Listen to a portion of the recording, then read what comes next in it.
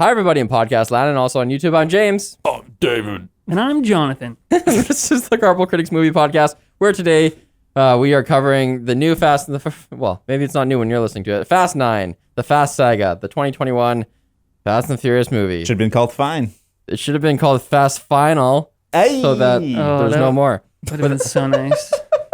Spoiler alert. If you're on our convoy of listeners who watch movies ahead of time, next week yes, we heard you. We're going to do Bo Burnham's Inside comedy special / performance art thing. Oh, Welcome to the internet. I wish I was there for that. Sorry, Jonathan Horst. You're only here because Riley is on vacation. Savage. Although maybe people will like you more. Let us know in the comments. David, what do you give this movie out of 10? F9 sets a new bar for how many sharks one franchise can jump, while undercutting its fun with an exceptionally dense, in every sense of the word, roster of characters that... Are they still talking? Fuck this. Minus 5.1. Okay, give us a serious one. Wait, so when you say minus, you said before that goes full circle to being fun around. again. Yeah, so it's as fun as a 5.1, but it's so bad, it's good. It's not just like, okay, it's like, this is ridiculously stupid. But I had as fun as a 5.1. Oh. Wow. A circular score. Yes. Welcome to the show, Jonathan. Jonathan, why don't you just introduce who the heck you are? So, my name is Jonathan Horst. I am the host and writer of Mac Address, and I'm now here. Welcome. Yes. What are you giving this movie out of 10? I hate what you did to car culture, and I hate what you've become. 2 out of 10. Nice. Wow. And how does your rating system work? Like, what, It's very one-dimensional. what would it's like linear? Like, what would a 5 be? Like, where does it switch from good movie to bad movie? What? I don't know. Okay, cool. I'm a very subjective person, so yeah, So it just means bad. this is bad. What's your favorite movie? And does it have a 10? It's like I always like to say, like, when you ask somebody that question, I always say it's like asking a parent what their favorite child is. But Oh, it's always my first. I always say that. I don't have a child. but so I don't know. I wouldn't be able to tell you what my favorite movie is. Okay. I just really wondered if it was like, is that one a 10 or is even your favorite movie still like a 9? Oh yeah, nothing's perfect. But yeah, I like for instance, like I really like The Truman Show for some reason. That was a great movie. I know it's a great movie. 9.5. Sorry, we covered that one already. If you've missed out on the past 20 years of Fast and Furious films, no reason to start now. 4.5 out of 10. Yeah. This was not a good time. No, I wished I was elsewhere. Yeah.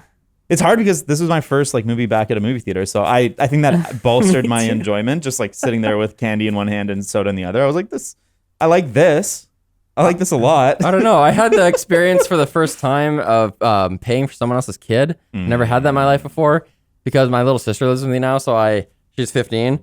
So I was, hey, do you want your friend to come? And she said, yeah. And then I realized, okay, I guess I got to buy that kid a ticket. It's like $17.50 Canadian. And okay, sure. That's going to come out in the wash. Then you see a movie like this and you're like, fuck, what a waste of time. Were you an Ultra AVX? Because that's... Yeah, I was an AVX. Did you do the D-Box? No. Did you do... I hate the D-Box. D-Box detracts from the experience. It's against my religion. Yeah. But you know what? Maybe just because I'm getting older, I was just like, even in Ultra AVX, this just doesn't look as good as when it's playing like in 4K on an OLED TV. The brightness and like the contrast is always a little bit here worse. we go. It's just so grainy. Yeah, but not as Anyways. grainy as Our sponsor, Private Internet Access VPN. PIA helps you hide your true IP address so that you can bypass geo restrictions and censorship. You can connect up to 10 devices at once, and it includes an internet kill switch. Riley? Oh, ooh, I'm invincible. If your VPN gets disconnected involuntarily. PIA is available for Windows, Mac, Android, iOS, and even as a Chrome extension. So check it out at lmg.gg/carpoolcritics. Yeah. What do you guys want to talk about first? Well, what happened in this movie? Oh, God. Who can say? Jonathan? Okay, so we finally see how Dom's dad dies. Well, turns out he has a brother. They hate each other because his brother killed his dad, or at least he thinks he did. And then bunch of stuff. They're fine. Yep. Well, you have to address the triple MacGuffin. There's a weapon that's split in 2 halves and has a key.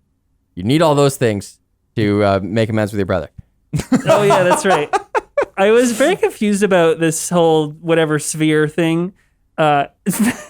Even from the beginning. Yeah. I was, especially when they like started up and they came back to visit Dom, and they're like, we have this problem, and they show this really fuzzy phone call, and it's Mr. Nobody. And here's the problem. I've watched all the movies except the 8th one, and I was going over, trying to recap, like, oh, what happened in those other movies? Because it becomes a blur with all these movies.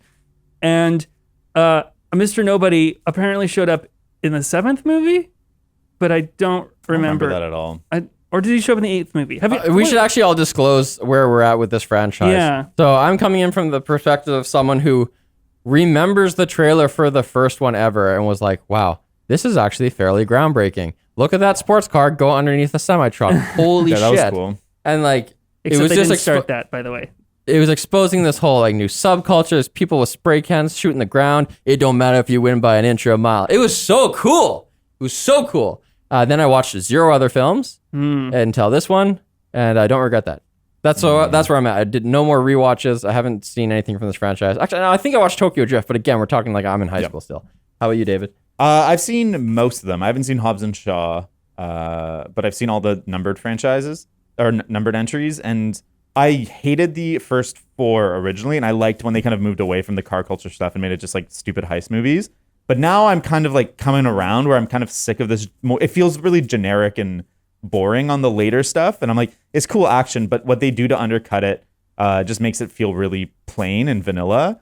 And so I kind of want to go back to like the weirder car subculture stuff and embrace some kind of unique identifier to this franchise other than the big stars. I don't even know if I agree with you that it's good action.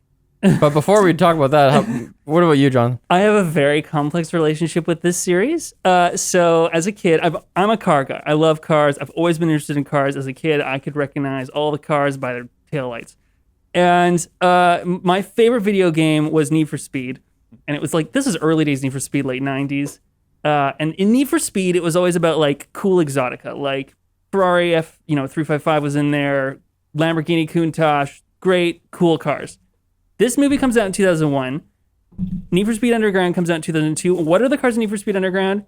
Dodge Neon, Mitsubishi Lancer, just the lamest, crappiest cars. And I was completely turned off the series. And I was so mad. I was just so mad at how it like changed car culture like that. Yeah. The game. Yeah. Need for Speed, the game, No, you mean? the movie changed car culture, which then changed the game, and then I was alienated. Yeah, it was all about I was those cheap I was 90s. like strangely alienated as a car guy, and so like it was almost like Well, what's the orange car that Paul Walker drives underneath the Supra? semi-truck? What is that? Did he drive an orange? So in the first movie, the main cars were I guess the hero cars. When they first did the heist, it was Honda Civics, like mid-90s Honda Civics. Hell yeah. Then Paul Walker had started off with a Mitsubishi Eclipse. If you got the turbo, you got all-wheel drive, so it was okay. But then the cool car was Dom's car, which was an RX-7. But he made it look worse than the RX-7 actually looks. Because the RX-7 is actually a beautiful car from the mid-90s, and then the tuners had to ruin it. I'm probably going to get lots of controversy here in the car world. But, Yeah. and then, and then they had a Supra. They found a Supra that was like in an accident, and they like fixed it up, and it was a Targa Supra. Was there no Skyline? I thought there was Skyline. That's the There was a Next one, Skyline. but- The funny thing is, I was realizing, but I was like, how did they get a Skyline? Because those are illegal in the U.S. unless they're 25 years, and like those are newer Skylines. So I had no idea how that whole system worked.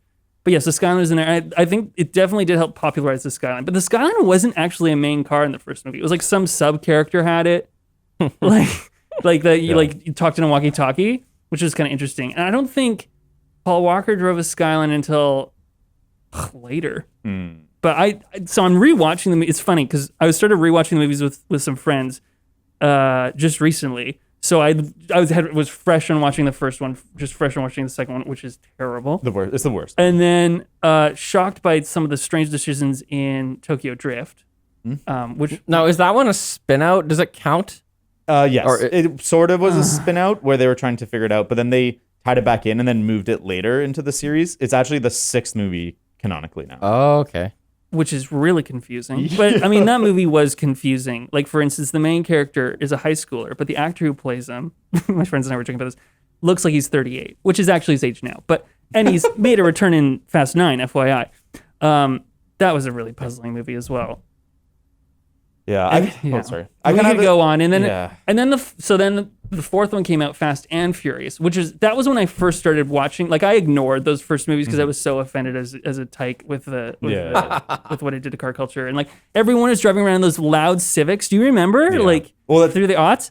It was so bad. That's honestly, that was my beef with the Fast and Furious franchise early on, was what it did to high schoolers and cars. Yeah. Where they like, oh, I got to soup up my shitty ass car that my dad gave me. Yeah. And then everyone had like the fucking big ass subwoofers in their trunks. Yeah. And then they would drive too fast, drive too loud. Too furiously. I hated it. I actually worked at the movie mad. theater in high school, and I remember one of these movies came out. I don't know which one, Tokyo Drift, I bet. And I believe it was like around Christmas, and there was actually snow in the parking lot, and there was accidents every night after this movie because all the teenagers would watch the movie, go out to the parking lot, and just be like, "Yeah, I'm so fast, I'm so fast," and it was awful. Trying to drift their front wheel drive car. Guys, we're just boomers now. I think the problems of this movie are deep and throughout and varied. Let's talk about the action, because I think the action itself is good, and I don't mind the death-defying stuff.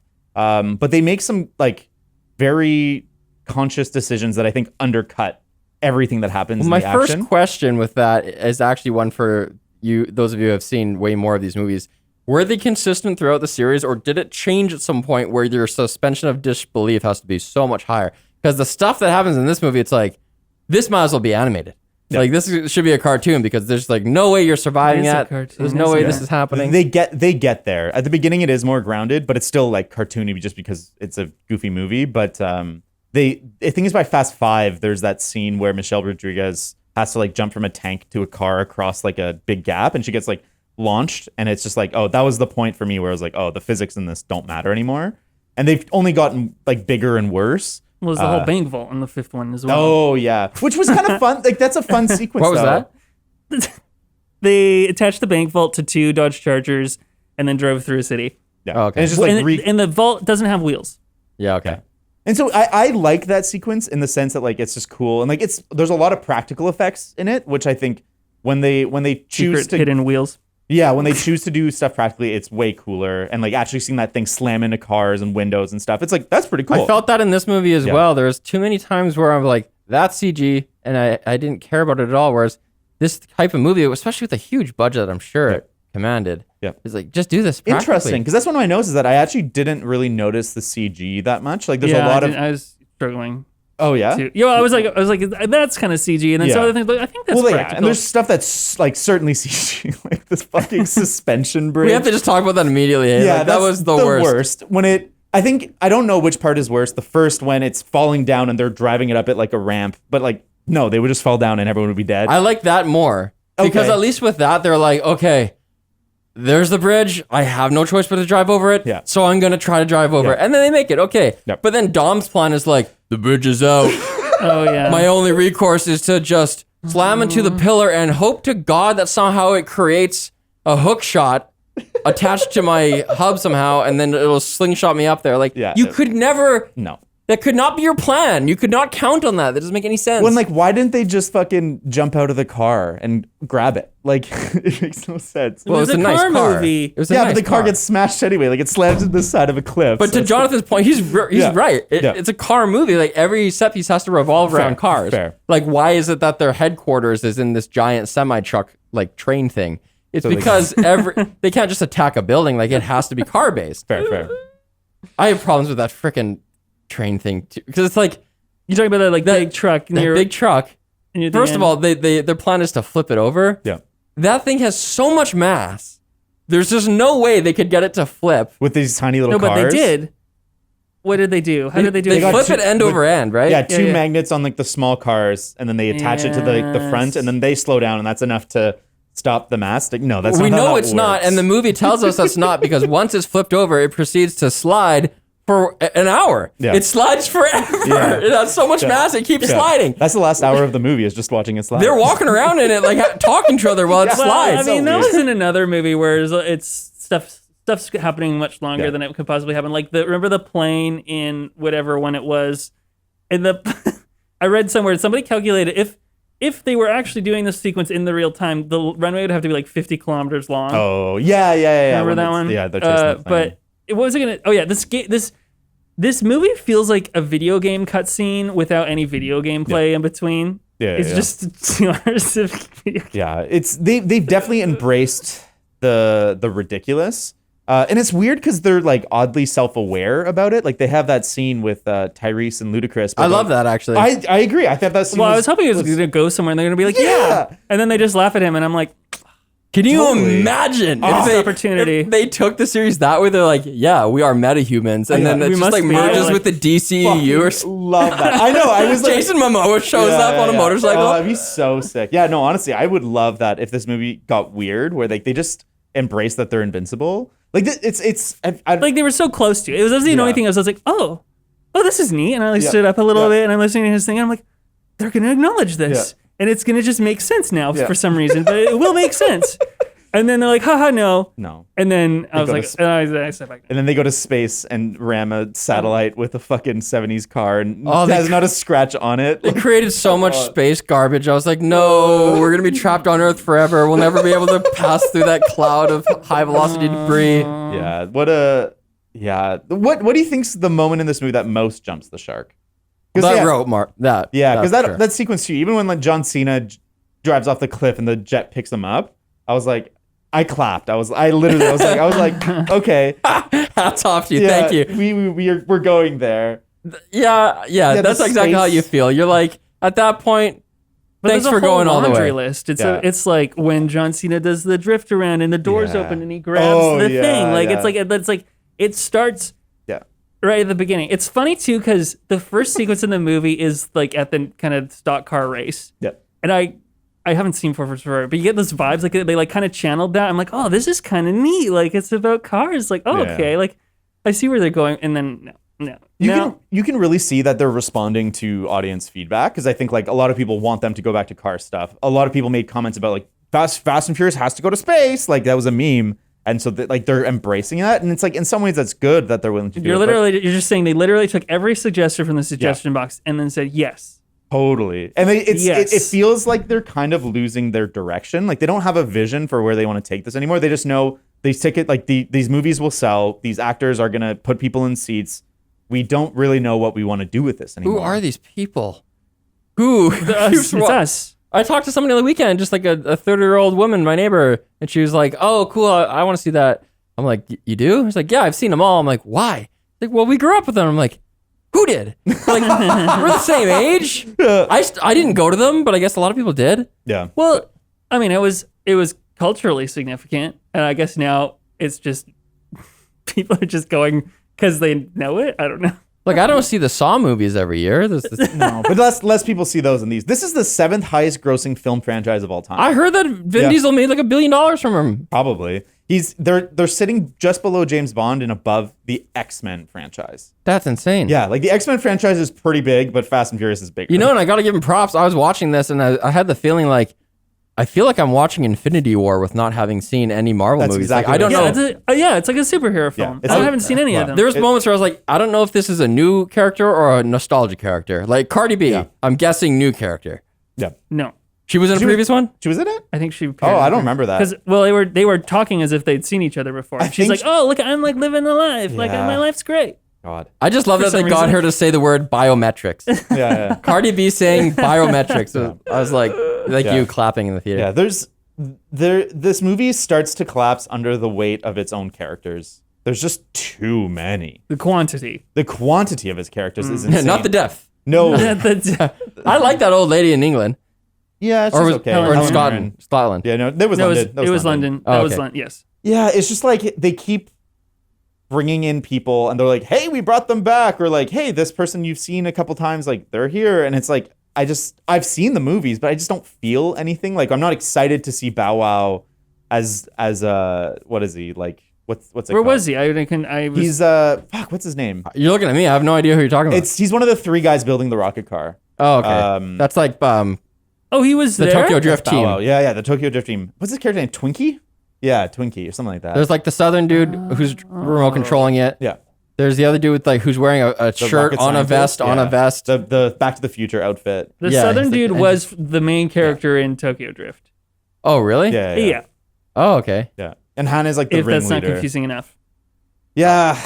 Like even just like how could they characterize everyone? And like it feels like one of the Endgame movies or like an Avengers movie where like they don't have time to do the characterization, but there's been 5 movies of individual movies building up to this. And like in a sense, they've kind of had that where there is 9 movies where they're building all these characters. But I feel like you're getting less and less on each movie, and I just care less and less. Yeah. Like there's no time to develop these characters. Like people like Han, but like, what's his character? Tell me what he is. It also makes sense in an Avengers kind of context because you're like the Hulk shows up, or any hero from that big moment in Endgame where like the Infinity War is happening, and it's like he shows up, all he needs to do is actually just punch somebody. Yeah. And I'm like, there's the Hulk doing Hulk things, or like, this person flies in and uses their signature weapon. Yeah. Whereas this, they have to kind of, I think they did it well with the Helen Mirren character. She just has to do some witty, sexy old lady kind of remark and drive really good. And you're like, okay. Yeah, I actually like that scene a lot.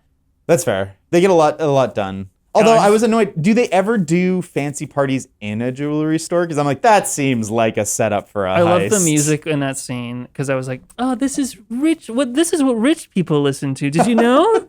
Was it like was it classical? It was one of the canons. Yeah. Yeah. It was just like literally you'd like look up rich people music in Google and that's what they were playing. Well, that's the amount of thought they're putting into the entirety of this movie. Yeah, exactly. You know what? Actually, I agree with that statement, David, because I was miffed about this whole magnet car thing because they introduced it maybe halfway through the movie. Yeah. They did a cool set piece with it. Actually, with they introduced truck. it at the beginning because it was on the plane, but it wasn't that obvious. Sure, that's right. But then they had this drive through the city with a delivery truck and things are getting connected, sucked up to it and everything. That was all cool. Pretty cool sequence, yeah.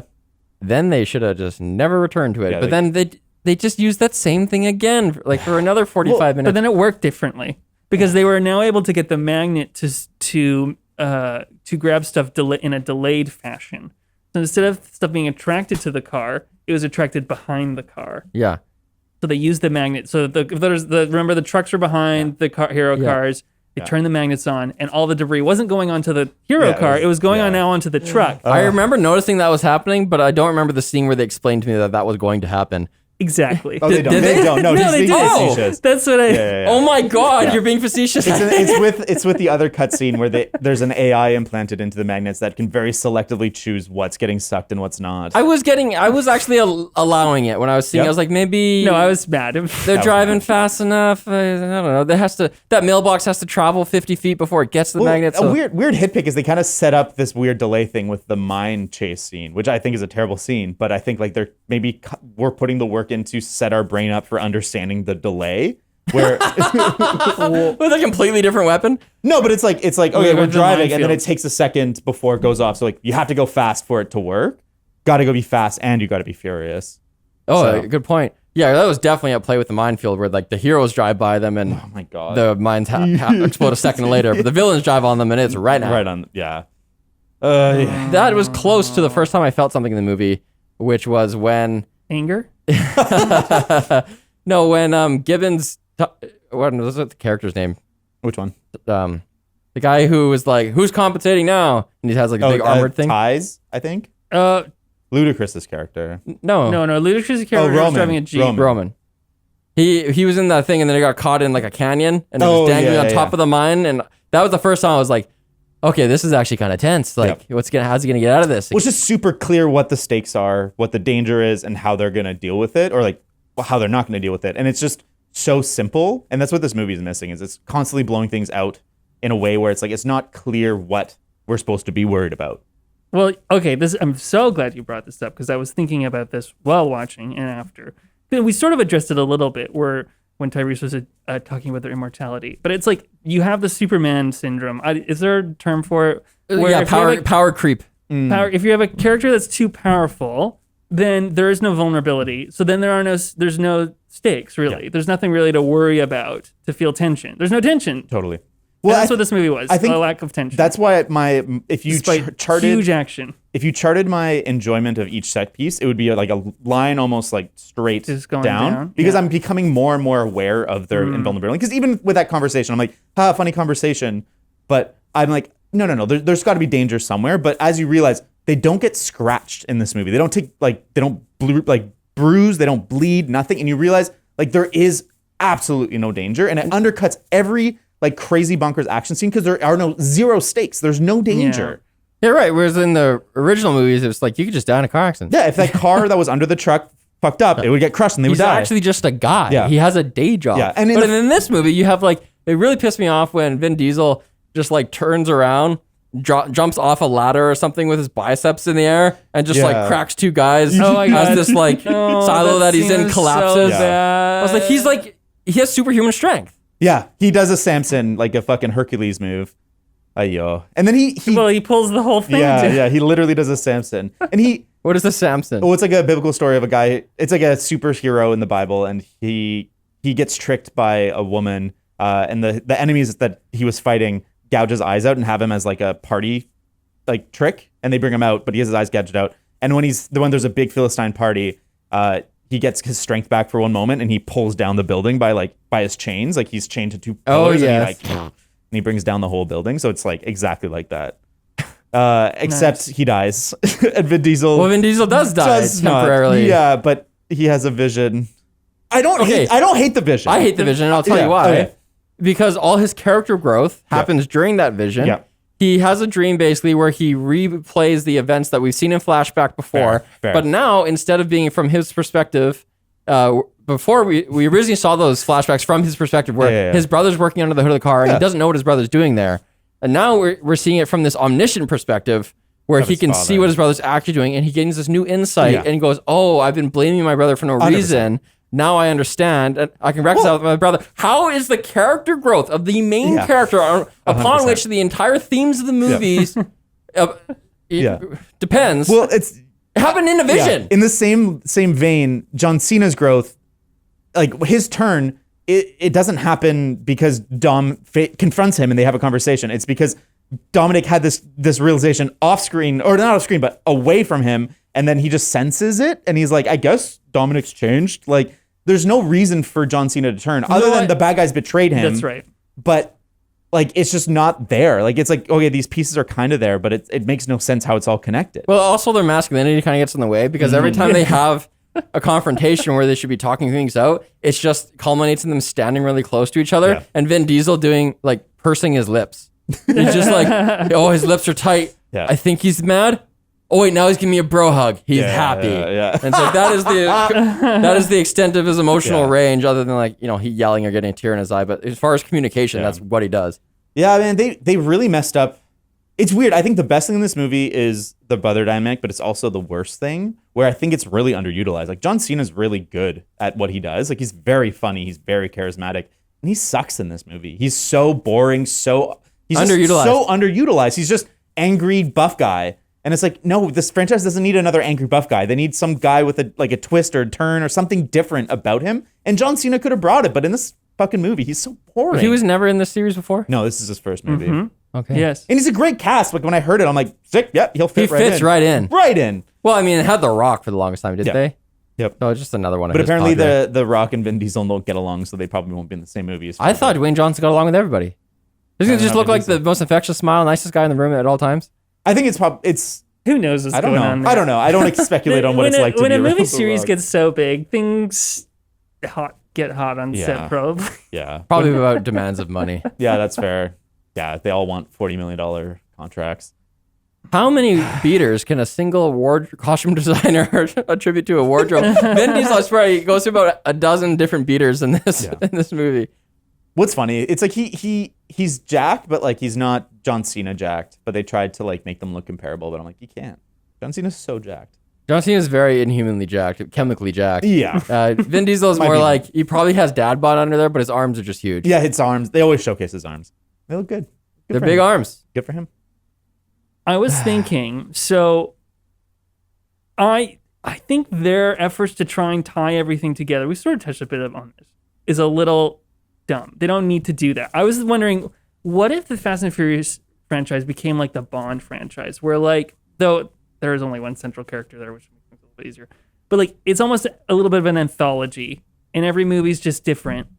Just a different set of sequences. I mean, it's almost that, but they keep trying to tie things together really poorly. Yeah. Sounds like you're talking about Final Fantasy or Zelda, where it's it's in the same universe, but totally That's what they should Unrelated. do. I think they should do that. I think what Because they we're at 9 movies now. Like, I don't know how you can maintain this. realistically. Well, the little boy, that little kid's got to Brian. grow up. A new actor. Can you imagine they keep it going long enough that he becomes the star? Well, or they just reboot it to like fast Yeah. forward 20 years and now. Yeah. But then you'd be in the future. Well, I don't see them. They're not going to give up on the Vin Diesel timeline until it stops making money. And like this one's already making gangbusters, so like they'll keep making them until people stop seeing them. That being said, the sentiment online is like You know even what to among do the now, hardcore, guys. even the hardcore don't like this one. They all feel like this is a turning point, and either they have to return to the original or give up.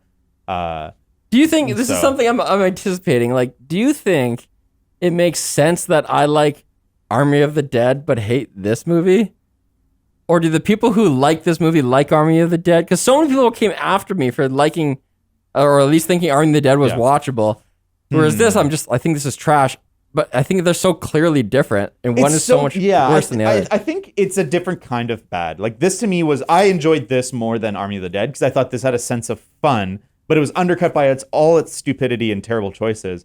But I think it moves better, and I think a movie that's aware of its fun and trying to guide you into fun is better than a movie that's trying to take itself super seriously to me. But I don't know. I don't know if people will feel okay about what you think. I don't like. For me, this had a cringe level whenever they're not fighting on the road and they're actually just trying to have human moments. I was just always laughing at them, not with them, but at them, because I was just like, Michelle Rodriguez, you have one face. All she does is scowl. Yeah. She just scowls at you because she's so hard. Yeah. And then that's all Vin Diesel does too. And just everybody was like that. And then they've got the who's the character who's like the hacker? Oh, Natalie Emmanuel, but I can't remember her name. It's just like, okay, she's the same as everybody else, but she has an English accent, so therefore she's technical. Yeah. And it looks like a parody. Yeah. You know when you watch like Yeah, it's an a excerpt, parody of itself, you for watch sure. like an excerpt of like a Bollywood movie, Yep. and you're like, ha ha ha, they're like decades behind Hollywood movies over in India. They don't even realize how cheesy they are. And then I watched this and I was like, this is the same. Yeah. Like this is. If Well, I think any other culture yeah. watched this movie, they'd be like, I wow, think what the fuck are they doing over there? They're going for that. I think they've just lost control by like blowing that like crazy backwards movie making out of control. Yeah, just out of proportion. And like, it's just frustrating because I think there's you could retool this movie to be okay, but they just get such weird things wrong. Like speaking of Natalie Emmanuel, that scene when she's got to learn to drive on the fly, she's wearing sunglasses the entire time. And she's fucking emoting, but you can't see shit. I think there must have been a reason for those sunglasses because Maybe. it's just not good. It's like, how do you can't see what she's fucking She must have had doing. a bruise because they did an action sequence where she got hit in the face accidentally. There must have. There must There must have been. Because they are cute sunglasses, but like, what the fuck? You know, I was it's so- not a good choice. It was a terrible choice. And it just removes any involvement I have of her because I can't see her eyes. You connect to people through their eyes. Like, what the fuck were they thinking? I just couldn't believe that she would have figured out a manual transmission that quickly. Yeah, it's hard. It's not easy. in a van, no less. Yeah, with a magnetic With pole. some I mean, magnetic. and she's chasing a professional driver in a sports car, Yeah. or maybe it's Otto she's chasing. She's the No, she ends up chasing Jacob as Oh, well. I see. When he gets in I'm like, how are you? I guess it's the Toyota GT86. You have no acceleration. Like, how are you possibly? I mean, that Toyota isn't the fastest car in the world, but it would have been. It's a faster than- delivery truck. Yeah, It's a super delivery. But we're still though. The magnet was able to grab the car through a cafe. Oh yeah. Without like imploding the van. It was the magnets are in. Wouldn't it just pull the van? I don't. Yeah, It's very selective what it decides Oh, to yeah. pull. Physicists, let us know. And the movie has the fucking gall to be like, the science has it figured out. No, the fucking science doesn't have it figured out. The science has none of this figured out. This is magic. I was so upset with like, yeah, the numbers don't lie. I'm like, fuck you. Numbers are lying everywhere, left, right, and center. Well, I actually like that they are flying in the face of their own movie. Like when like Tyrese saying that they're invincible, and like when they're in space, and they're like, started in the ghetto, now we're in space. I was like, that's awesome. funny. That's because pretty I figured funny. out when I was watching this, I was like, I get your niche now. I understand it. It's like David loves watching James Bond, but when we're watching James Bond, you like that you're watching this iconic character he's otherworldly. You know, he can kick so much ass, he can do backflips, and he can get with any woman, and blah blah blah. Use all these gadgets, but that's not who I am. I don't see myself in this James Bond movie. But when you're watching Fast 9, it's the same global stakes and crazy weapons, except it's two guys from the hood are in space now. Yep. Or it's like family, Christian values. Yeah. There's crosses everywhere in the movie, you know? Be the bigger man. It's like Trailer Park meets espionage, boom.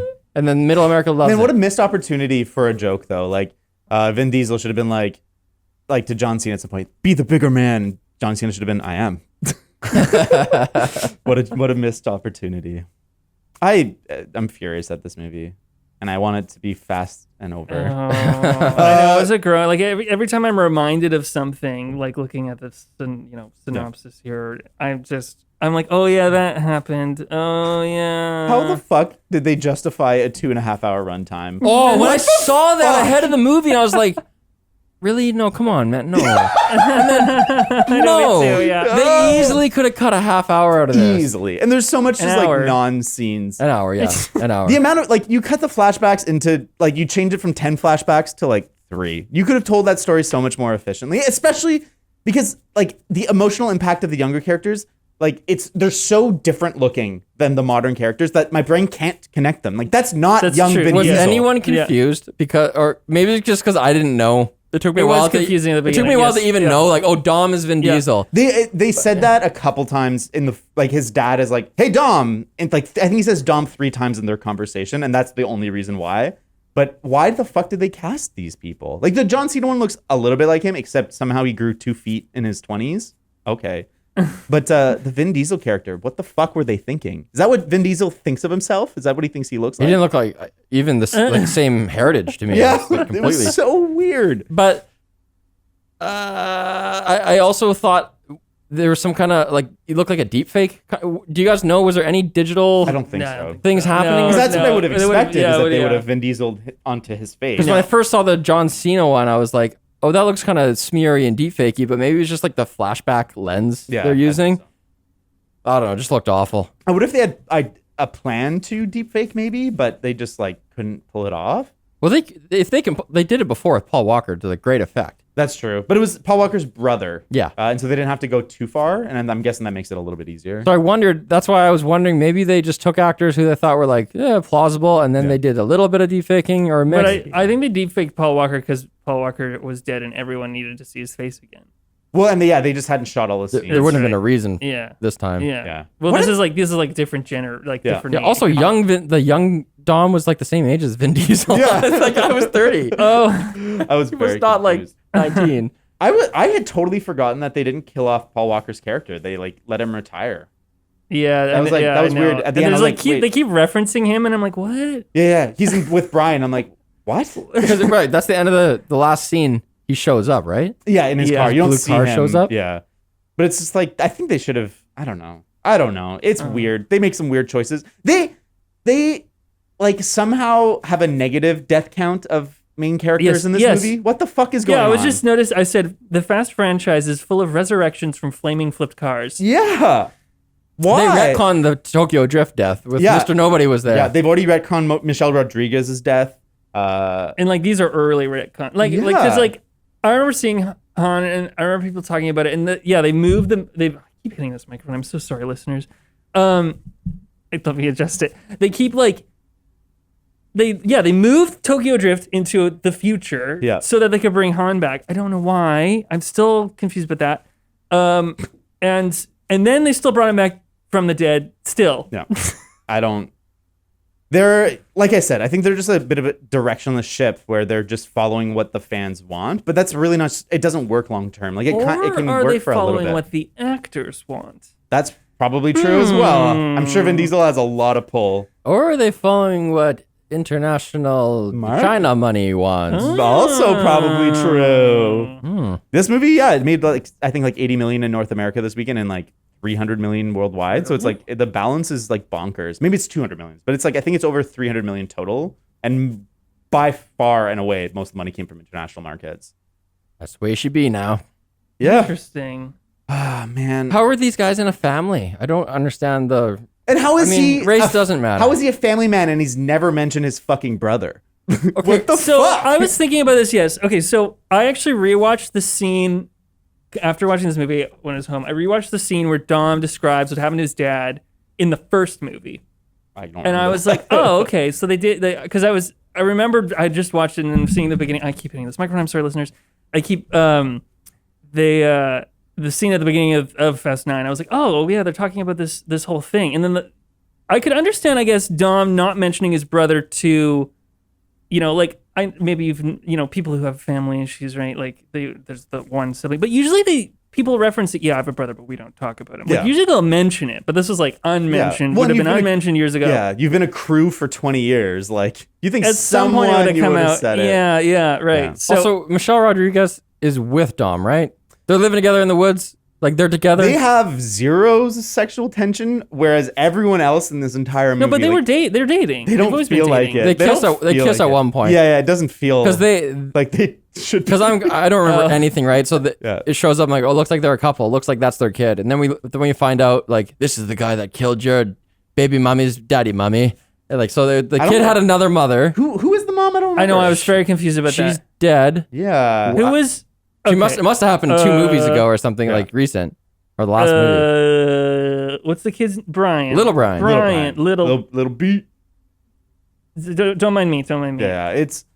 I hate too that this series, every single beginning of every movie is like, I'm in retirement. I'm not gonna do a mission. Yeah. Oh, I gotta do this mission. I'm too old for this shit. It was even at the beginning of this movie too. Because Letty decides to go, and it's this whole dramatic like she's going, but he's staying. Like wow, and then he goes. Yeah. And then there's no. I was like, what's the point? Yeah. The drama before is now worthless. I guess he got a babysitter. Yeah. Right. I actually didn't mind that. I didn't mind that.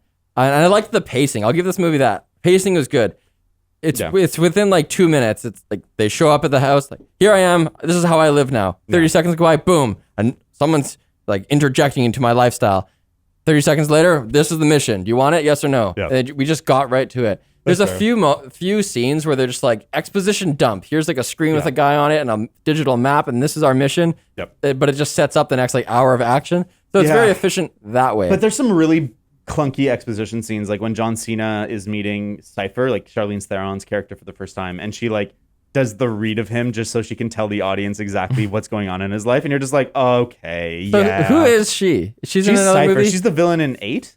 And she turns. The one I haven't seen. She basically blackmails or like controls Dominic Toretto, so it makes him like the henchman. And then by the end of the movie, he turns good. But she's like, I guess, the big baddie currently. I found this movie very confusing. Great haircut. Oh God, she looks like Doofus Rick. Dude, I like it. I thought it was good. No, I like it. My little sister was hating on it. It was a great villain haircut. She just looks like a tool. Dude, That's the point. I guess. she has to be hateable. Yeah. What do you think of her acting? Do you think it's like Yeah. It was melodramatic, generic, or do you just think it's generic awesome? I don't know. Villain. It's. What do you're playing a villain? How should I play a villain? Exactly like that. It's hard. I think that the actors to me feel like they bring different amounts of energy to their roles, and it felt like Charlize Theron was like a little bit out of tune with the rest of the movie, but that's the movie's out of tune with itself. So I guess what do I know? So that's an error in direction then. I think so. I think like it just doesn't feel like everyone's kind of like acting on the same plane, like not in terms of skill, but just in terms of like Tone. Yeah. Yeah. So she does like all these like little squints and stuff like that, and I'm kind of like, this kind of over the top. I don't know if that's like a melodramatic or like a hack actor kind of thing to do. Well, But she's great not actor. a hack. She's a great actor. Exactly. So then I'm thinking out on this like next level where I'm like, she's actually just manipulating this doofus Otto, and that would totally work on him. Fair. So I don't know if it's on I don't think it's on that level. But yeah, I just found this movie confusing because it has 3 villains, and then one of them is just like pushed to the side and erased, and then one that was kind of in the background is like, haha, I'm the ultimate villain, and then immediately dispatched, and the other one is like, I guess I'm a good guy now. It just feels so like middle of a story, and maybe that's their plan. Maybe they do have a vision for the next movie, how they're going to use Cypher and make her a bigger threat. But it just makes this movie feel so pointless. I think it actually, you could have predicted from the very beginning, as soon as she's introduced, how this movie's going to go. Fair. Because you know, all right, that's my brother. This whole franchise is about family. I'm going to reconcile with him. For sure. And then we're going to have something we face together, and that's going to be the big bad. But like, couldn't you? Wow, that's just what I would hope for. Yeah, I don't know. I guess I just I find was it. hoping this was going the whole time. Yeah, I just found the scene when she's out because Otto let her out. It's like, okay, why? Like, why didn't we see her manipulate him to get her out? Like, that seems like it could be an interesting thing in a way to that characterize would've been her good. villain. Like, Oh, she should have killed him. Yeah, She should have like went in for a kiss and stabbed him. Like, yeah, exactly. Hannibal style. Something like that. Like make her more of a threat. Because Otto just is a waste of my fucking time. Like he adds nothing to this except the backdrop in London at that party, which is like not the global. even that cool. He's the global stakes aspect of it, where like this is political now. Like this, this dictator. But she could be that too. Like she's like a super hacker, and like when she was the villain, it was the exact same stakes, like world domination. And so they don't need this rich, spoiled kid who literally accomplishes. Just tell her she was like an early Ethereum person or something. Yeah. You know, she got in on the pre-mine. Yeah, or just like have Otto for like 2 scenes and have her dispatch of him take his resources, and like that creates her as a bigger threat. It's just, or kill Otto, or have his dad swoop in and be like, okay, you don't know how to be a villain. I'll show you how to be a villain. His dad's Mr. Nobody. Yeah, some shit like that. It's like, I don't know. You know what worked on me is when they defeated her and it turned out she was just in a remote drone thing. I was like, that was really funny. But what doesn't work for me is how she just kind of power walks out of frame and like, we haven't seen the last of her. Yeah, I wish the mid-screen, or what do you call it, like the post-roll kind of credit scene involved her. Yeah. Yeah. I wish a lot of things about this movie. Instead, it just showed this other character I didn't know, Jason Statham. Oh, the transporter's here. Yeah. It's kind of fun. That's my fault. Like having a person inside the bag, I guess, is like good. Like it's like, oh yeah, he's such a monster. Haha. That was a decent scene. Yeah, I thought. I got one more thing just for the car folks. So, and in one of the flashbacks, oh my gosh, I think it was during the vision. They go back in time and Dom's dad, what's his name, was explaining to them about the 1970 Dodge Charger and explicitly said the 1970 Dodge Charger will last forever if you maintain it. Oh, yeah. Which is not true. Yeah, I was like, I don't think so. But how That's not what true? he was saying. But is that car notoriously bad? Well, all 70s American cars are notoriously bad for... It was the start of the Malaise era. Yeah, the Charger was the last in the height of the muscle car era. But they weren't made well. But would that character have thought that, and their his own American bravado? That's a good question. There's a tacit acknowledgement of the fragility of a classic car. Doesn't matter where it's from, to be honest. Yeah. The idea that in the 80s you would be saying that this car is going to last forever is a little funny. Yeah. What do you think about to me, I was expecting, okay, this is a car person's movie, so there's going to be a bunch of car stuff going on, kind of like Gone in 60 Seconds, you know, that scene with when they're listening just to the engine noises. It's an audio tape of a race, and they're describing what's happening just by the sound. I watched that. I'm like, okay, car people shit. That's not even in this movie. I didn't even see this as a car person's movie, other than like, that's a really cool. It's become less and less each movie since the fourth one. It's car people is huge, but it's still too niche for what they're going for. They're going for the catch-all movie that everyone can watch. In my recaps, they were like explicit in looking at like the production of the fourth and the fifth and the sixth one. They were talking about how we want to move away from appealing to color culture and want to make something with broader appeal. Blah blah blah. Which I mean, I guess worked financially speaking. Yeah.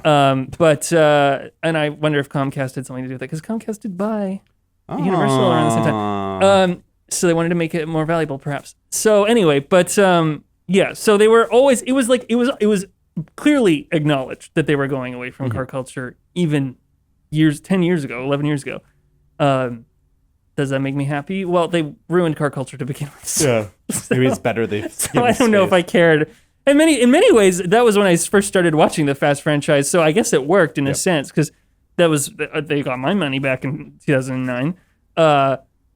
Weirdly, it's so funny to me from a car perspective too, watching the films, especially as it's been evolving, because it started very much with this sort of like tuner kind of culture, which was mostly Japanese vehicles being kind of modified. There was the one muscle car in the first movie, but Dom explicitly says scares the shit out of me because, he saw his dad die in a stock car. So there was this sort of like reverence to muscle cars in the first movie, but it was sort of to the side, and then they doubled down and like the only cars that the characters drive essentially now are muscle cars, except for Paul Walker's character, but he's sort of not existent. Well, and Leto has a motorcycle for a bit. That's right. It's interesting to me that now they've mostly moved away from like modified cars because it's a lot easier to get sponsor money when you're showing a supercar. Like that Acura in this movie, that Acura supercar is like, well, clearly they got some money for this bad boy. Yeah. Well, there's a lot of product placement in this movie. The amount of Coronas with no limes, that's a sin. That's illegal. Daddy's There's just one holding it scene with the where- label just directly at Where camera. Dom gets handed a Corona, holds it, puts it down, and leaves. It doesn't even take us. I was expecting him to be like, normally I'd love this, but And then they go not to a right barbecue. No, the but final. Coronas are from the first movie. In fact, when because I watched this recently, when they had the house party, Paul Walker's character Brian, right? What a lame name. Brian comes in and they're like, "Yeah, we only drink Coronas Hey, come on. There's lots of Brians in our audience, you know. Sorry, Brian. Sorry, Brian's. Your name's John. My name is Jonathan. Okay. How many Jonathans do you know? Well, there's a ton in this there's like, office. yeah. Everyone named John is Jonathan. I know a couple John of just Johns. and Jonathan are different names. This is something I've been dealing with my entire life. Yeah. John and Jonathan are completely different names, and it is so irritating when I'm like, "My name's Jonathan." They're like, "Yeah, John." Nope. No, that's not my name. Yep. But you go by Jono. Jono is a modification I came from middle school. No. But Jono is spelled Jono, not Johno. There's no H. Well, there is an H, but John is with an H. Jonathan No. usually doesn't have John an H. Martin goes by Jon.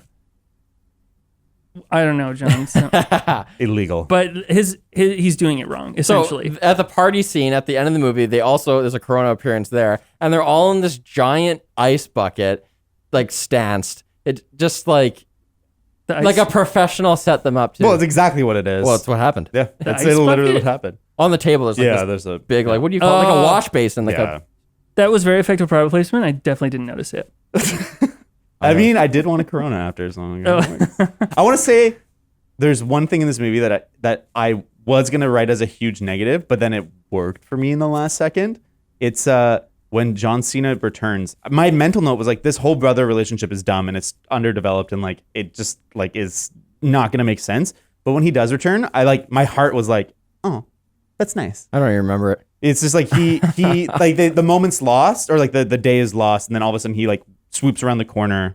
Oh no, he jumps onto the car and then goes into the thing. Anyways, Dom and him have a look, and I felt it. I actually felt something, and I was like, oh, maybe they're doing something a little bit more than I realized.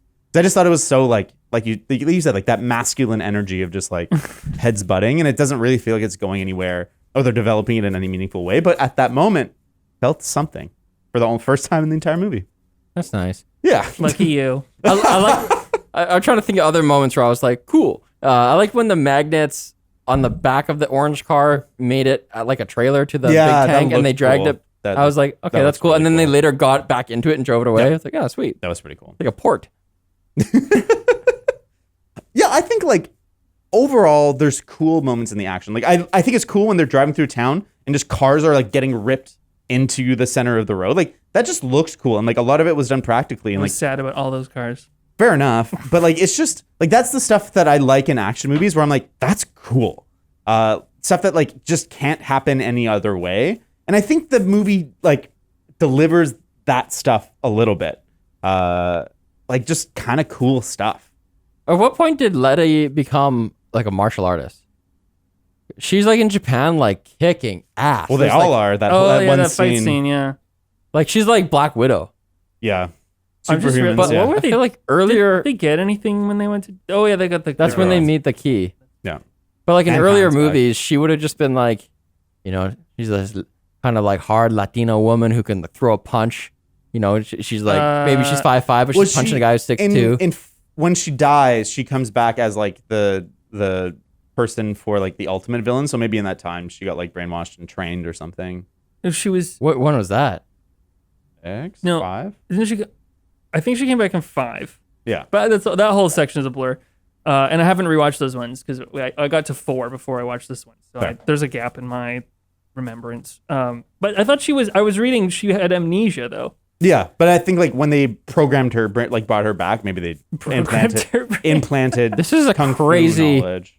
extended universe. It's so Yeah, weird. it's... The FFCU is FFCU. vast. But it's not. It is city, yeah. It's so weird how it's so wild, but it's not wild enough. Like I want it to be crazier and weirder. What? I want it to be weirder. How? Well, it's I very want them to be I hear what superheroes. you're saying. But It's- they are. It's But- almost like a distinction without a difference, is it not? No, well, it's safe. Yeah. It's safe. It's not wacky. Yeah. It's Like if they had been like, We know are what? immortal. Yeah, you are. Like here, shoot me with a gun. Hold my gun. Yeah, yeah, And then yeah, he yeah. like flies away or something. Then that would have been like good. wacky. Oh, that And was so good. Yeah, but I get why they don't feel safe doing that. But that is the direction I need them to go. Because like this franchise reminds me a lot of Saints Row, where like the first Saints Row is like a GTA clone, and the second one was kind of like a little bit developed on that. But then by like the fourth game, they've entered the Matrix and aliens have invaded, and they're all superheroes. And it's like I need it to go that far instead of like being having the powers of those things, but being still tied to our reality. It's so far from our reality. Just give up on it. Just go there. Just get it. I just want that. Yeah, I agree. That's the only way I can tolerate this. Yeah. No more cars. Yeah, No, forget the cars. You're not even getting cars to begin with anyway. They're in Manhattan next movie, and it's walkable. They all need ironic powers. Like Vin Diesel is the super fast one, so he doesn't need a car, but he just loves cars, so it makes him so sad. Yeah, he talks slow, but he moves fast. Yeah. What's I don't know what else. Brian can come back from the dead. Yeah. So wait, who's dead? Who is dead who could come back? I'm trying to think of the franchise. Who's died who could come back? Gal Gadot's character could come back. That's the fan theory is that she'll be back. Yeah, I mean, of course they've set she up will. the rules that like death means nothing in this So universe. she was previously in another movie. girlfriend, I thought. So that would have been in 6? Mm-hmm, she was Hun's. Yeah. Yeah. Oh yeah, no, Hun's back. Yeah. Was that pre-Wonder Officially. Woman? Yeah. Yeah. It was pre Wonder Woman. She was in the fourth one. Yeah. And That's right. The mother of little Brian, she's dead. I don't know who she is. I don't know who it is either. I think it's Lena is her name. I was I don't looking remember at her at all. I don't either. 0%. Sorry. He must have beautiful hair. It's a nice looking boy. Yeah, you know what? After you become a father, you just like look at other kids. You're like, where'd you get that hair? Where'd Like, you get that? Why are you so pretty? hair? Oh, you got blue eyes. Wow. Nah. I'm so lost. I'm just lost in this series. It's So, do you want them to make more? no. Will you watch them? Probably I have to somehow. Like I'll have a friend be like, "Oh, we're watching it," and I'll have to go. But, just to but why indulge would them. you? Because I thought you were watching them because you were a car person. But if that's not even part of the series anymore, then why? Like I'm saying, I would only go because like my friends are going and I have to be social Okay. and maintain friendships. Do you think it is ethical? Because they're my family. No, you gotta say it like Vin Diesel though. Family. Boom. You think that it would be unethical to, using modern day technology, bring back Paul Walker's character Brian? You know they can just fully CG Yes. him. Don't do it. Oh, Don't do the it. $2 billion movie. Everyone's I been don't waiting think for that. though. I think I'm people. just- I think people would be upset. I think people will like. They did such a good job sending him off into the sunset that I think toying with it. I think will. But they're tarnish, toying with it in this movie. But they don't. Oh, but they don't kids with show Brian. him. He's a good. I think babysitter. that's okay. Oh, I think look, it's his car weird. shows up. I think they should have like killed him. That should have Yeah. been like the send off. But Yeah. I think that if they fully bring him back, people will be mad. I think people will be like, "This is too much." You know what? I bet that his car showing up in the movie is their way of pulling the audience. Because they're starting the conversation. They're gonna look online to see the Yep. people argue. Oh, I hope does that mean he's in the next movie? They better not freaking do that, and then they'll know whether or not they should. That's fair. So what do we think they should do? Like, what is the outcome we want, and what should we now be saying in this podcast that they're listening to? Obviously, Okay, well, I think because I don't care about them having another movie, but I do care about a precedent being set. I think they should not. Yeah. okay.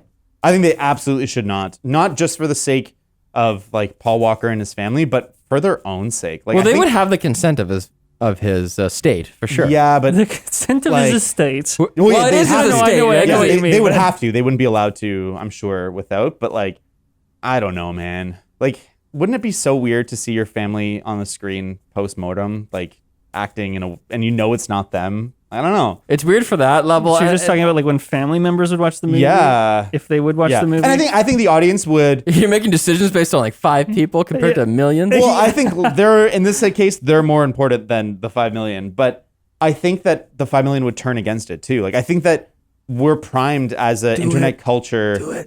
Wait, to- you're into it? Sure. Really? I'm not. I'm not into it at all. I don't want to cut you off. We're primed as an I think internet it's an culture. internet culture to create momentum behind a thing, and I think that's the kind of thing that the internet would jump behind and be like, absolutely not. Do not bring back Paul Walker and make it. And a you big- think that's and the make right it a thing decision? to not bring him back? Okay, yes. and are you serious that you think? I'm just stirring the pot. As well. Oh, What would you Just really do it. I would love to see what would happen. It'd be so It would be interesting. And I mean, if it fucking- means the series is over and we can have a new series, I'd be happy about that. I think what they should do is let this part of the franchise sit for like 5 years and like reboot with like maybe the kid character No, I growing think up they or already something have another different. movie on the way. Yeah, there's 10 and 11 are in production. I don't want them to do any posthumous VFX stuff with the faces because I think it will could look be bad. bad. I think it could look flawless, but I think it No, the Uncanny Valley is large and deep. true. But let's say it's flawless. I think it's a bad precedent because I think it like stifles innovation. Yeah. You know Yeah, how we've it's true. we've It's had very this true, yeah. decades now of like reboot this old movie from your childhood. Yeah. Make a sequel to that or a prequel to that. It's like no. No. Just make some new IP. God damn it. But that being said, like Fast and franchise is not that. Even if they don't bring him back, like they're just. No, but it would set a precedent, and then Or other you could movies would people be bring like, back? "Oh, we should do Point Break again." Well, they already Yeah. did Point Break again. No, but- what ended up happening is they'd bring back long dead Yeah. actors that Yeah. everybody wants to see more. Maybe James Yeah. Dean's Exactly. all They've of a talked sudden- about James Dean. I know. And that's I heard- bad. That's bad for working actors today. Yeah. And all that does is just push more burden on technology and VFX studios Interesting. instead of. But that's so using real much cheaper people. than paying those real people because like one Vin Diesel costs like 100 VFX people for 2 Yeah, years. it's cheaper, and you know what you get out of it? A shittier culture. Yeah, a I cheaper agree. culture. You get what you pay for. Yeah, apparently now there's AI advanced enough that it can do voice acting for video games, and apparently that's becoming a big thing where voice actors are like, we're like, what are we supposed to do about this? And it's almost imperceptible, but I don't think that's good for the culture. Yeah. It's not good for the economy either. It just Break them up. it just causes more like stratigraphy and Yeah. just economic disparity. Great. The rich get richer. No. The middle class is gone. Yeah. Middle class is Let's We're do some useless. hit pit nitpicks. Go for Oh. it. How long was that plane burning in the jungle for? Because it looks like those fires are very fresh. It was weird to me that it was still smoldering in the way it was. It looked like it had just Oh crashed yeah, like that's right. 10 minutes ago, but it's like it had It's been there for a so day or two. true. Well, the afternoon sun hits it. Catches fire. Especially the actually does- afternoon that sun is a we've fire been thing. experiencing. Okay. That is a fire thing because I used to be a wildfire fighter, and that can happen. You can have smoldering wood, and then the afternoon sun. Usually, a lot of fire activity will be happening at the end of your shift, like at 5 o'clock. The sun comes out. It's been drying throughout the day, and then boom, it can just kind of ignite again. But I don't know about wreckage. Yeah. I don't know. I mean, the humidity, they're in the jungle. I don't know. maybe I need to take away that nitpick. Also, it was like near some weird structure. Like it crashed conveniently near some Yeah. fortress. Yeah. Also, temple? that militia, they just fired everyone. Yeah, I guess. shoot first. Yeah. I was like, and whoa. like doggedly chase you. yeah. I was like, A, they probably won't rock up guns blazing, and B, they're not gonna chase you in a minefield. They're like, oh, screw those Yeah. gringos. They're whatever, going to lunch. The other nitpick I have is cars aren't cushioned, and you can't catch people with them without killing them. The amount of times that cars are like swinging around and then someone land on the hood and they make it seem like they've been cradled. Gotcha. Yeah, it's like no, That's that sort of a person's so trope though dead. in this series Fair, is fair. catching folks with cars. I feel like it was even in the first films. Like, and the heists in the first film were a lot tamer, so to speak. But they were like going up to a truck, and then they were near the truck, and then trying to save the person who's dangling on the truck with the other car. So it's like clearly they just built it more and more and more and more and more. But yes, you're right. I mean, like, I guess there is a little bit of if you can push your roof in on your Yeah, car. a You get little bit of, but it's always like, but it's also working out the jump. And oh, You know what? It was actually. I'm just thinking. I would love this series if they said, you know what, very little VFX. We're gonna be this series that's just as dumb and fun, Yep. but it's gonna be like Mad Max Fury Road. Yep. Like Tarantino's Death Proof, Yep. where the lady is on the hood of the car, like holding on those belt straps, and they're just like going for a rip, and then they end up getting some trouble, and it's just a crazy car chase. That, like, if I knew when I was watching this, whoa, they actually got a driver who can do that. Yep. Like when he does that drift and picks that thing up off the ground, they got a driver who can really do that. Cool. I'm not into cars, but I can That's respect cool. that. Looks really hard. If they just had that. But I mean, there's a reason why Mission Impossible is such a prestigious franchise. It is that. It's the story is like, okay, it's serviceable, it's fine, but it's like a vehicle for incredible stunts that are like really happening. And it feels like that's the only place in cinema where like they're really focused on giving you that movie going experience. Everywhere else, they're like, bigger is better, more is more. But it's like, no, like real is real. And that's what matters. Like, I don't give a fuck if a CG character can fly through the sky, like dodge 16 bullets, land through a car. Like, I don't care about that stuff. I want a human being to do that shit. Yeah. I feel like the bones and origin of this franchise was that. Because when that sports car went under the semi-truck, that's real. I was like, that is a low-ass car. I just need to make something abundantly clear. We know where that stunt first happened. You tell us. National Lampoon's Christmas Vacation. That was a twist answer. Yeah. Really? Yeah. Yeah, it's true. In the opening scene of that movie, there's a whole it's so funny. It's a whole thing. And yeah, he merges underneath a logging truck. And then they're stuck under there. And they really did it? They really did it. Well, I mean, they may have they did it practically, I think, in the longer shots. They didn't have the kids in there and stuff. No, but they they mimicked it when they were underneath. Super tangential, but that movie makes me really uncomfortable. Like his movie? Christmas Vacation, like Clark Griswold, the way he like reacts on the road. I'm like, this guy needs help. Like that is not okay. It's one of the movies that this year I was like, this is a classic. I've never seen it. Let's put it on. And within like 15 minutes, I'm like, this is awful. It gets better like once it bemes more about the weird family Christmas stuff. But like, that first scene is fucking weird. I'm like, this is just abuse. Yeah, it's out of here. Fucked up. I put on Airplane the other day. I was like, this sucks. Yeah. Oh, this you weren't tuned at the right frequency because it's like I get it. It's not a modern movie. But you have to go into it. But like if you arrive at the frequency it's working at, it's genius. Okay. Mm-hmm. My last nitpick is we kind of talked about it, but like, where the fuck did Cardi B come from? Like, who did Auto call? Why did she have a fake Interpol van? Is she Interpol? What the fuck? Like, what the fuck was going on in that entire scene? I don't know. They were at the party confused. populated complete with hot babes, so I just figured like, my payroll. I'm so cool. They're not just models. Some of them can put all those extensions under a helmet. Oh, do you think they were there? I don't know. Because like, if he called Interpol, he called his friends at Interpol. So did they intercept the call? Did they know? Like, what? And it's just like, there was lots of stuff in this movie that happened. It's a writing cop out. Yeah, and it was hard, like, audience, because we were watching it in the movie theater. We didn't have a notepad or anything to write. So I noticed a couple things like that where I'm like, why did that just happen? But that was a big one to me. Like, how did they know? Well, how it just goes back to stakes removal. They're like, there was these like all these moments in the movie where like stakes are up and yeah, it's like a mini Deus Ex Machina. Totally. They get arrested, but then something completely unearned saves them. Yeah, 100%. That's exactly what it felt like. It was just like, yep, something random and unearned. Like, that's why I thought it was a cameo from a previous character. I don't think she is. No, I know. I'm looking. Okay. I'm looking. Yeah, is she from previous movies? According to Wikipedia, film appearance is only F9, which is the one we're talking about. Is Liza is an old acquaintance of Dom. In the past, she used to be a thief stealing car parts and gas tanks until Dom helped her improve her financial condition. She's the sister of Kara, Han's former love interest during Dominic Toretto's cruise stint in Dominican Republic. Oh. So related to another character. She said something about that. I barely understood what she was saying. This is just in the lore. In the comics. But it's not, it's not like, it's a cameo of cameos. It's not set up or anything. It's just a cameo. They're like, hey, cool, we got Cardi B, sick. I bet she's in the trailer. Is she in the trailer? I don't think so. I didn't watch the trailer. Han's in the trailer. They gave that up in the trailer.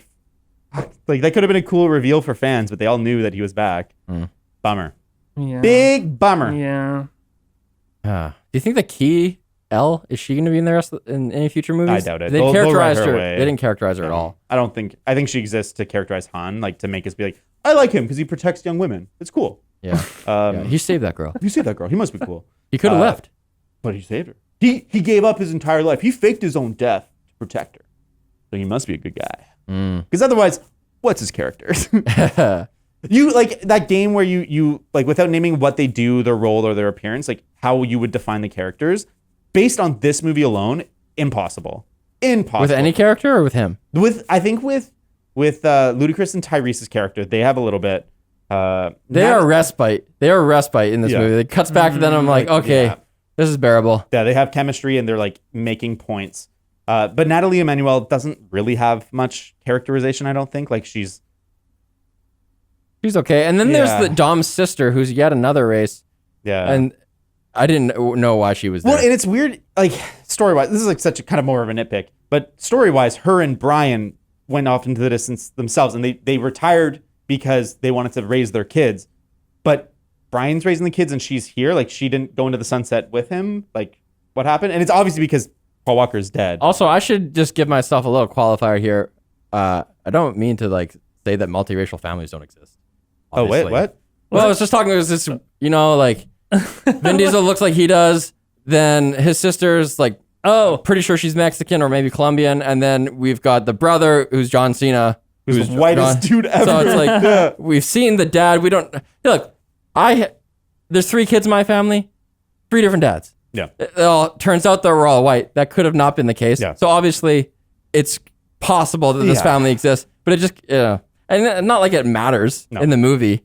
It doesn't really matter, but it's just kind of all the million things that could pull you out of this movie. It's like, okay, they're brothers too, I guess. Whatever. Yeah. It's on the long list. It's just, just check it off. Goes out of its way to have things that pull you out of it. I think they want us to stop watching. I think they're trying. They're just like, so they're all tired of making these things. They're like, I don't care about the money anymore. Justin Lin's just like, please let me make another fucking other kind of movie. He's into it. He wants it. He's made a lot of them. This is his 5th one. Yeah. His first one was Tokyo Drift. 2, 3, 4. Yes, this is his 5th. And we'll be doing part 1 and 2 of the next ones. Nice. Well, he did really good job on Star Trek Beyond. That's like the most beloved of the new trilogies. So. Well, guys, I think that's enough. Yeah. Sorry. I think that's enough. Tune in next week where we cover Bo Burnham's insides. And we can express our depression again. In the context of... I was so depressed after last week's movie. And so much gratitude for you, Jonathan Horst, for joining us today. Thank you for being here. Thank you for having me. No, thank you for making me watch this. I would have.